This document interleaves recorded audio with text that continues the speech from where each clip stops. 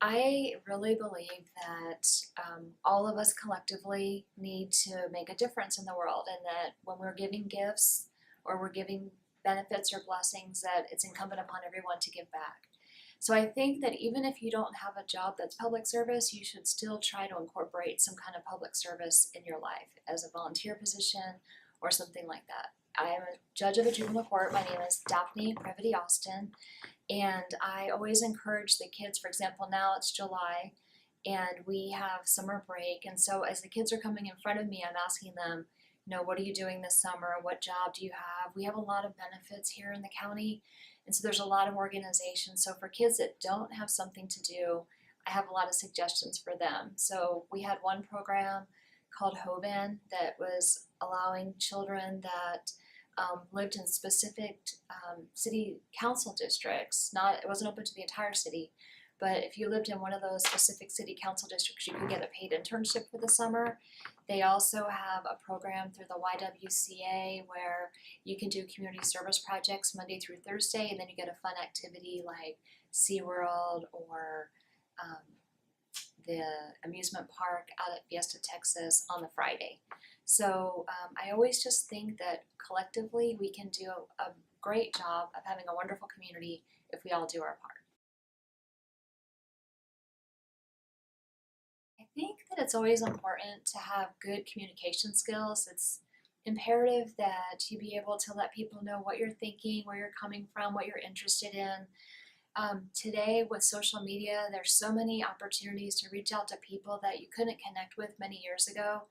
When I first started setting up my life and trying to figure out what I wanted to do and how to mentor people or how to be mentored and receive those kinds of relationships, you used to have to write letters to people or call them on the phone. And now with LinkedIn and Facebook and Messenger and all these other programs, it's so easy to reach out to people you may not know. And it's a good idea always to ask people for an informational interview. A lot of times they'll give you one if you want to shadow someone for a day. I had a lot of people all the way from children that are in school still at home through law students that want to come shadow me for a day or a semester or a summer break just to come out and kind of see if this is an area of law that they want to get into. And I think it really helps people narrow things down. It's always good to explore all the different possibilities. One thing that I did when I was in undergrad is I interned at a bunch of different places. One of them was a law firm, and my job was to review car accident reports and make a little summary for the attorneys so that they didn't have to read the file. And it was the most boring job, and I thought I could never be an attorney. And so I looked to other things, and you need to also always be open to when a door closes, what the next door opens and what it might show you. So I finished school, I studied international relations, I got a job in Washington, D.C., and I worked there for several years, but I needed a master's degree or some kind of advanced degree to get promoted in that company. And I found that I scored better on the LSAT than the other college graduate program entrance exams, so I chose law school. And then in law school, I took a class in court, and I just fell in love with being in court. The dynamics of every day there's a different case in front of you. It never gets boring. There's different dimensions to the types of cases. And so now, many, many years later, I'm still doing this, and I still find it exciting every day.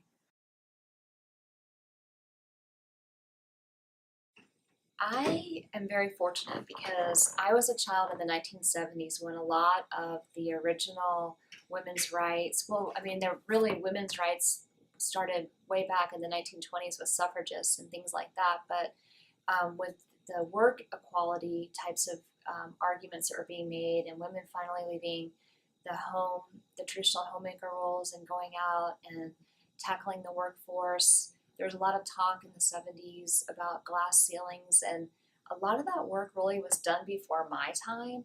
I'm receiving and reaping the benefits of all the women that did all that work. One thing that I do when I look for staff and things is I always just choose the person that I think is the best and most excited and most energized to take on the job.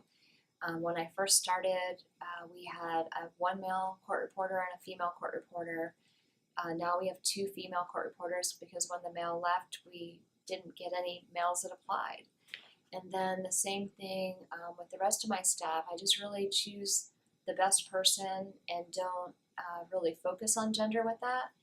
One thing that we are working with gender, not to really bash the separation and making everybody the same, but to celebrate the differences. We have two mental health specialty court dockets. So if a child gets in trouble because their mental health is not stable, and for example, they're in a special ed classroom and they hit their teacher, that's a felony in Texas. So what we try and do with some of those children, because their mental health needs aren't being treated, is we get them into a special program. They come see me every 2 weeks, and I have a separate boys court and a separate girls court. We had a girls court for many years that was started here in Bexar County by another judge, Laura Parker. She started a lot of our specialty court dockets and did a lot of great work here in Bexar County. But she started that court because a lot of our girls were at a loss with what to do with these girls that had high needs. And so we were spending a lot of county money sending them to placement for really minor infractions.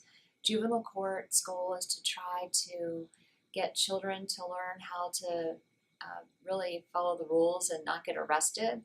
And we embrace so many other different types of things as we do that. We tackle homelessness, we tackle poverty and lack of foods. We also tackle not having parents at home and having places for kids to go. We have a lot of mentor programs. So we have this well-rounded programming that we provide. And so unfortunately, girls 10 years ago were getting sent to placement and taken out of their home because we really didn't have the good tools to manage them. And now with the girls' specialty court, it's called Crossroads, we've really made a lot of strides and progress. So as a prosecutor and a defense attorney here in Bexar County, before I took the bench, we realized that there needed to be something similar for boys that had mental health issues. So when I got on the bench, my first term, we started this boys court. It's called Mind, for males in need of direction. And so now our teams that work with both courts got together to try and figure out what we're doing that's really specific for the boys versus the girls. And we do things for the boys. There's a program called Hogan where they teach them how to be upstanding young men in a community where they might not have a male role model in their home. And they're taught how to shake hands and look people in the eye. And they may not be getting that skill if they're living with their grandmother that, raised them in a time where the woman was the homemaker. She may not have those skills. And so we give all the boys a tie, and they receive that upon the time they graduate from the program. And we even have a equine therapy program, and the programming that we teach the boys is different than the programming we teach the girls. So after we met and did that earlier this year, probably around March or April, one of the psychologists that works with our juvenile probation department was invited to give a talk at the Texas Drug Court Conference that was held in Houston in May to celebrate how we're handling the differences between the two genders.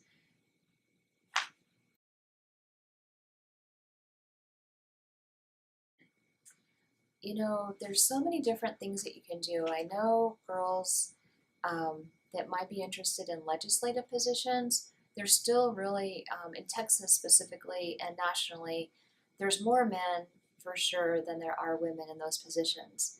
But there's all kinds of government positions. There's a lot of female mayors. There's a lot of female judges. In fact, here in Bexar County, I think we're probably may even have more women than men on the judiciary locally in the state courts. So I think it's always important for everybody to just do the best they can, go out and attack life. I think for women, you have to always be ready, always be professional. It's real easy to kind of possibly get brushed to the side if you don't have all your ducks in a row. So if you get up and you give it your best shot every day, I have no doubt that you'll be able to be successful.